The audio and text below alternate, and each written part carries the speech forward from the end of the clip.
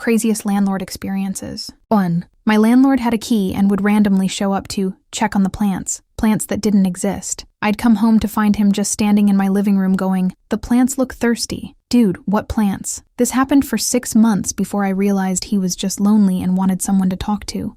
Started leaving him cookies, and he stopped breaking in. 2. Landlord was convinced my apartment was haunted. Not by previous tenants, by the ghost of his ex-wife, who was very much alive and lived across town. He'd come over with sage bundles and a priest to cleanse the space. One day I came home to find him having a full argument with my closet. Asked him about it and he goes, "Martha says she wants the security deposit back." Sir, that's my closet. 3. Landlord raised my rent by $800 overnight because the neighborhood was gentrifying. When I showed him my lease that locked in the rent for a year, he tried to evict me for unauthorized improvements, aka the shower curtain I hung up. Took 8 months in housing court, but I won. Document everything, people. Slumlords count on you not knowing your rights. 4. My landlord's revenge for late rent, one day late, was turning off my hot water during winter, so I started paying rent entirely in pennies. When $200 worth of pennies delivered in buckets. Took him 4 hours to count. We reached a mutual understanding after that. I pay on time. He keeps the hot water on. 5. Thought my landlord was the worst because he'd show up unannounced constantly. Turns out he was an 80-year-old widower who was checking on me because I reminded him of his granddaughter. When I got food poisoning, he brought soup and medicine. When my car broke down,